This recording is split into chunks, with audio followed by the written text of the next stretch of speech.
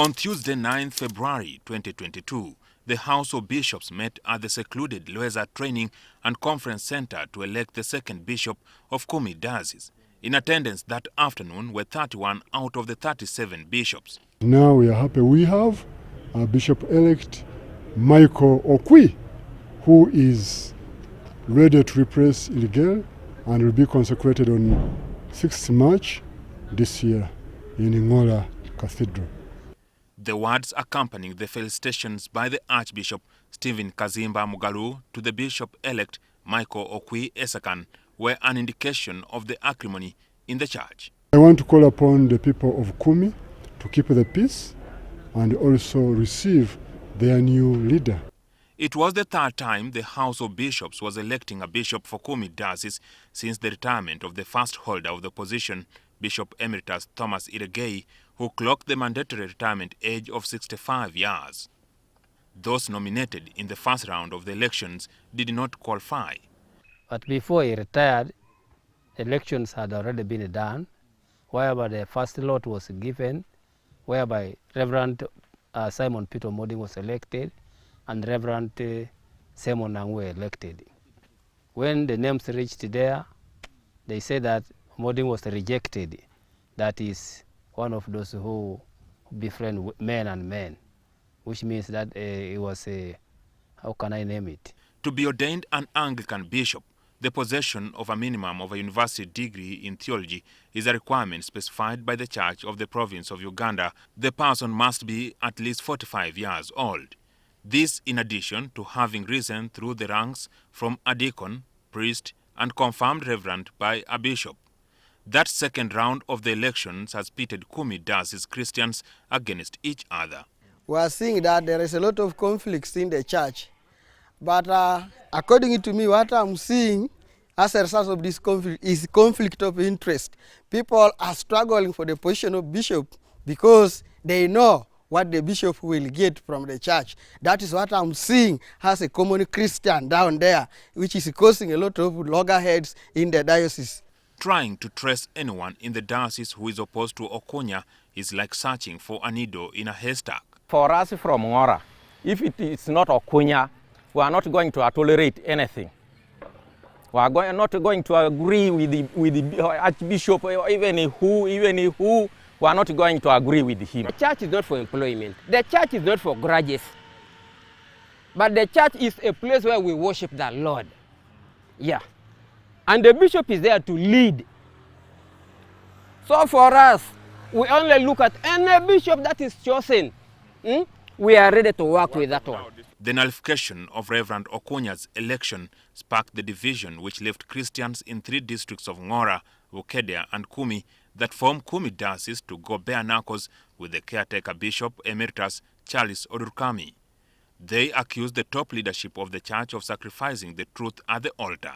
It is now a period of 2 years, and the diocese of Kumi is divided. Whoever talks the truth is not wanted. They even transfer reverends a year 5 times.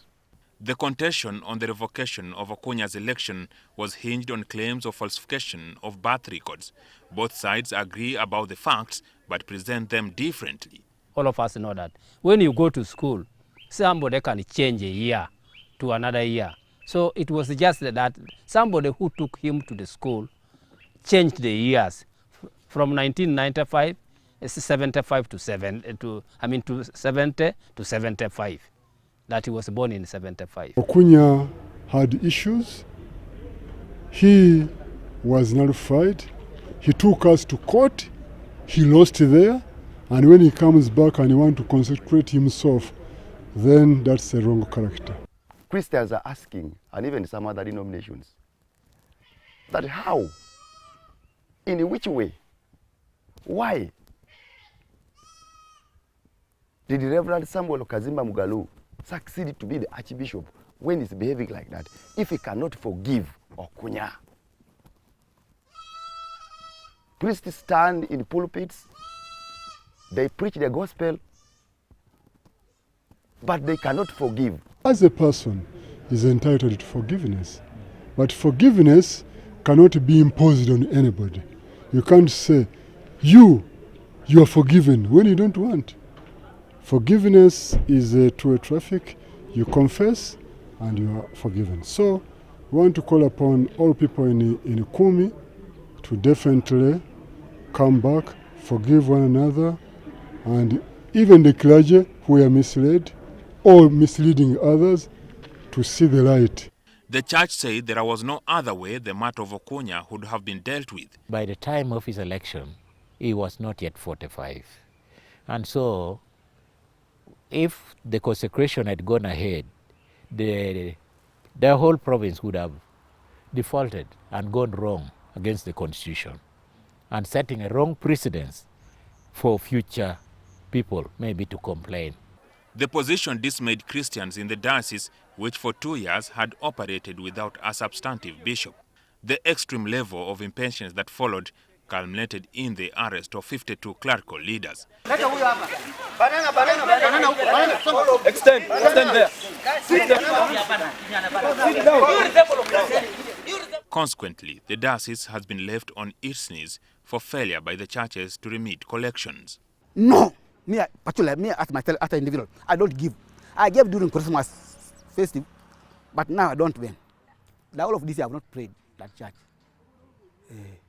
Number of parishes failed to remit their money to the diocese, causing the diocese of Kumi the whole of last year and even this year we have not remitted any money in quarter to the province. And we have an accumulation of over 35 million shillings to pay to the provincial quarter. Giving is poor. People have refused to give. Even the little they give, they say they will not send it to the diocese. They use the money for the development of their churches. And a number of clergy also decided, because one, he was the one who was a principal at a Bible college over there. So most of the clergy he trained were feeling with him. They were supporting him.